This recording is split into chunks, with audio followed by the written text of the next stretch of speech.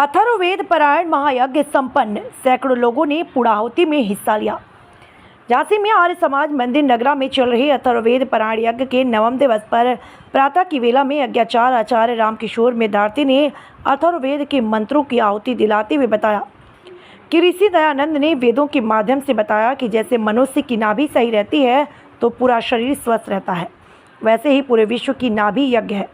यज्ञ के यजमान धवल व गौरी शिवम व स्वाति यादव लखनऊ, तान्या एवं सौरभ यादव गुड़गांव के रहे। यजमानों के अलावा सैकड़ों महिलाओं और पुरुषों द्वारा यज्ञ में आहुति दी। जिला प्रधान राजेंद्र सिंह यादव ने कहा कि जैसे देश का संविधान होता है, वैसे ही चारों वेद का संसार का संविधान है। जो वेद रूपी संविधान के हिसाब से चलेगा वह सदा सुखी और समृद्ध रहेगा। आगे उन्होंने समुद्र मंथन के बारे में आध्यात्मिक रूप से विस्तार से बताया।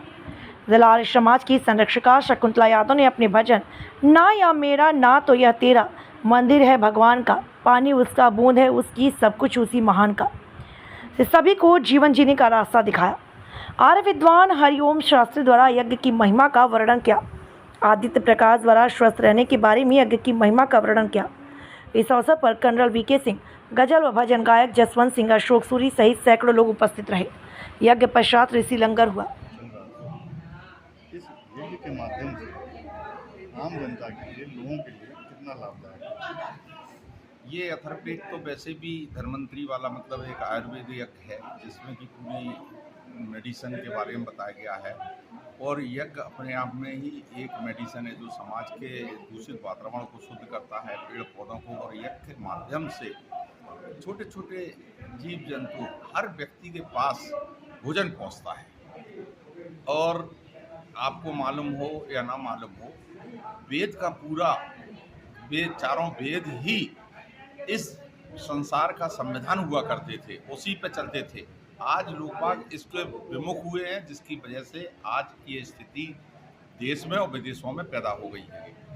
यज्ञ, जो आदमी यज्ञ करता है उसका जीवन बहुत सफल होता है। और अथर्ववेद यज्ञ, वैसे तो चारों वेदों के यज्ञ महान है, लेकिन अथर्ववेद यज्ञ उसमें सबसे ज़्यादा उत्तम है, जिसमें 5932 ऋचाएँ हैं, जिनके माध्यम से यहाँ पे आहुति दी है। और यहाँ पे लगभग रोज 100-150 लोग आके आहुतियाँ देते थे और विश्व कल्याण की कामना हम लोग करते थे। अगर बात करें हम नए बच्चों की, नए बच्चे जो हैं धीरे धीरे हमारी संस्कृति से विमुख होते जा रहे हैं, उनके लिए इस तरह का आयोजन कितना लाभदायक है? आज के समय में जो अंग्रेजी का युग हो गया है, तो जो लोग मिठाई चखेंगे ही नहीं, उनको मिठाई का स्वाद नहीं पता लगेगा।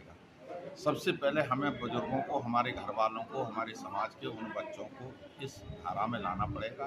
जब हम इस धारा में उनको लाएंगे तो उनको लाभ मिलेगा।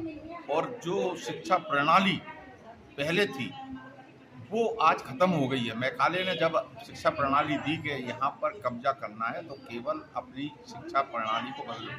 धीरे धीरे समाज उस शिक्षा में जकड़ता गया, हमें उससे दूर करना है। महर्षि दयानंद ने यही कहा था कि वेदों की ओर लौटो। जब हम अपने वेदों पर चलने लगेंगे तो ये जो हमारे अंदर बैर, द्वेष, लोभ, आज धर्म पर कोई चल ही नहीं रहा, सिर्फ अर्थ पर चल रहे हैं। और जब धर्म के बिना अर्थ कमाया जाता है तो उसके में काम वासना पैदा होती है, तो मोक्ष प्राप्त होगा ही नहीं। तो हमको जो भी करना है धर्म के आधार पर पहले अर्थ कमाना है, फिर अर्थ का उपयोग अपने भौतिक जीवन में करना, उसके बाद हमको मोक्ष प्राप्त होगा। एक संदेश मैं बुजुर्ग माताओं बहनों से ये प्रार्थना करूंगा कि आप लोग तो हमेशा भागवत में यज्ञ में जाते हैं, लेकिन आपके बच्चे कहीं संग में नहीं जाते। उसकी वजह से ये है कि लोगों को लगता है कि आर्य समाज में पता नहीं कुछ मिलता है या नहीं मिलता, या ऐसी जगह कुछ नहीं मिलता है। लेकिन वही बुजुर्गों को जब 60 साल बीत जाते हैं, उनको लगता है कि हमारा तो जीवन ही व्यर्थ चला गया, तब वो इस ओर आते हैं। और जबकि वो उस वक्त उस कार्य के लिए उनके अंदर ताकत नहीं रहती है।